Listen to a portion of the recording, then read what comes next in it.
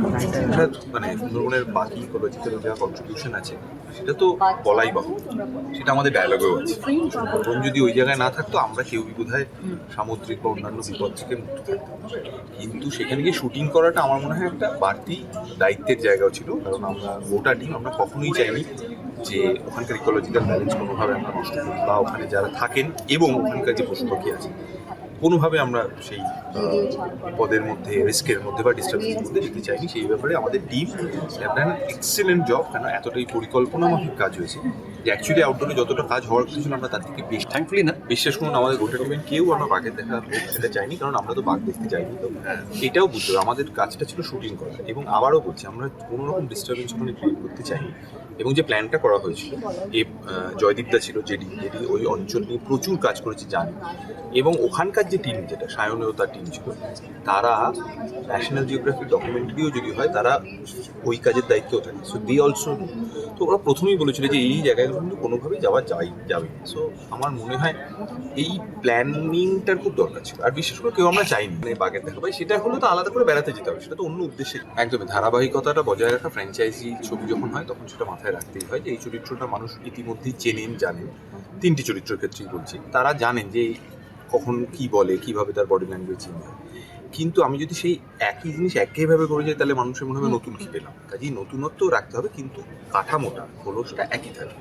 তবে এই ব্যাপারে ধ্রুবকে আমারও মনে আছে, আমি ঠিক শুটিং শুরু হওয়ার দুদিন আগে ধ্রুবকে বলেছিলাম, ধ্রুব এইটা, কারণ আমরাও 4 বছর পরে এই ছবিটা করছি, এবং ঘটনাচক্রে যেটা হয়েছিল এই 4 বছরে আমাদের একসঙ্গে কিন্তু মানে আমি অর্জুন একসঙ্গে কাজ করছি, বা অর্জুন ঈশা বা আমি ঈশা, আমরা কিন্তু করিনি। তো সেইটা যেন মানুষের মনে না হয় যে সোনাদা আবির চিনু কিরম যেন খাপছাড়া লাগছে, সেটা ধ্রুব আমার মনে হয় ফার্স্ট ডেতে যেরকম অর্জুন বললো, একটা দুটো শটের করেই বলেছিল একদম ঠিক আছে, এভাবেই যাই।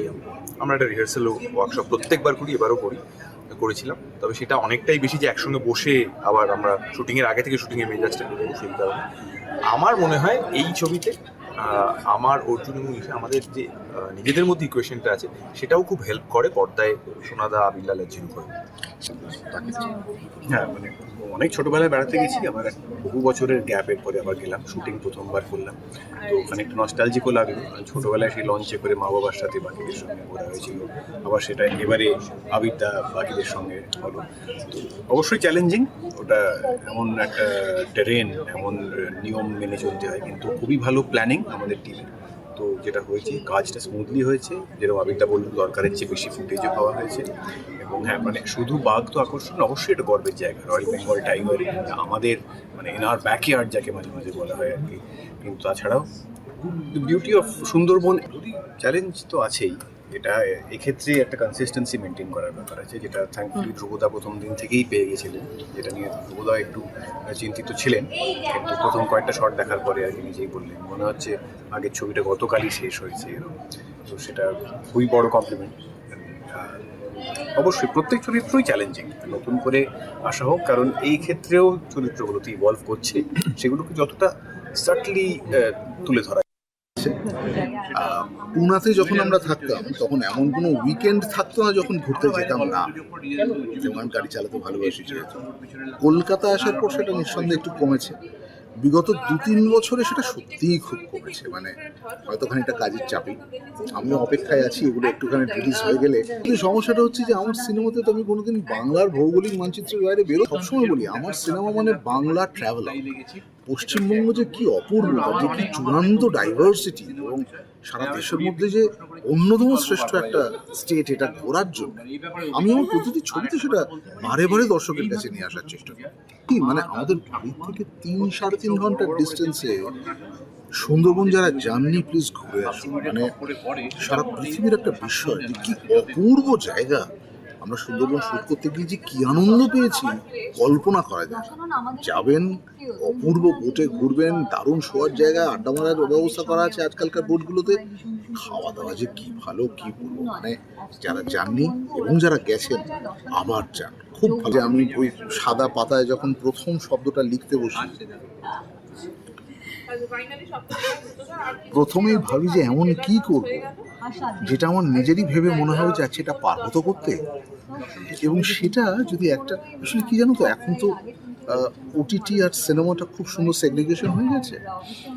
সিনেমা যদি ম্যাজিক না হয়, সিনেমা যদি আমার যে টাকাটা দিয়ে আমি টিকিট কাটছি আমার যদি মনে না হয় যে আমি হলে যাব একটা ম্যাজিক দেখতে, একটা লার্জার দ্যান লাইফ স্পেকটাকেল দেখতে, আমি একটা অন্য পৃথিবীর একটা অঙ্গ হয়ে উঠবো আর কি।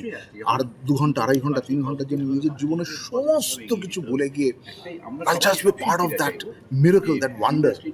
আমার মনে হয় এটা না হলে আজকে সিনেমায় দর্শককে আনা বা আসতে অনুপ্রাণিত করাটা খুব মুশকিল।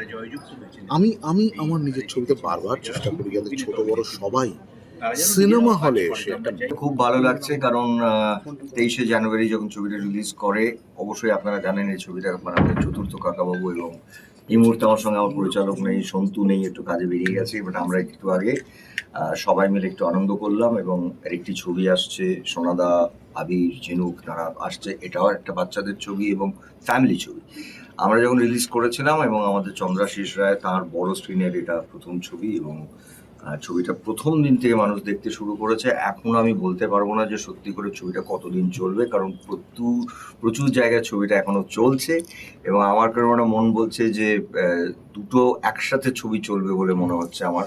কারণ আমরা একটা জিনিস সত্যি আমাদের এই ছবিটা রিলিজের পরে হয়েছিল যে, সেটা আপনারা সবাই জানেন যে যেহেতু একটা বাচ্চাদের ছবি, একটা সময় পরীক্ষা আরম্ভ হয়ে গেছিলো, সেইটা একটু আমাদের জন্য একটু কঠিন কাজ, কিন্তু তাতেও আমাদের হাউসফুল বোর্ড থামেনি।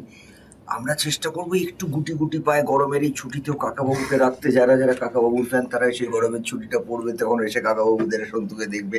তো আমরা সত্যি খুব আনন্দিত, এবং আমরা প্রস্তুত আবার আমাদের পরের কাকাবাবুর জন্য। আমাদের স্ক্রিপ্ট রাইটার এখানেই আছেন, ছিলেন একটু আগে, তারা লেখালেখি করছেন। আমরা প্রস্তুতি নিচ্ছি আমাদের পরের কাকাবাবুর জন্য।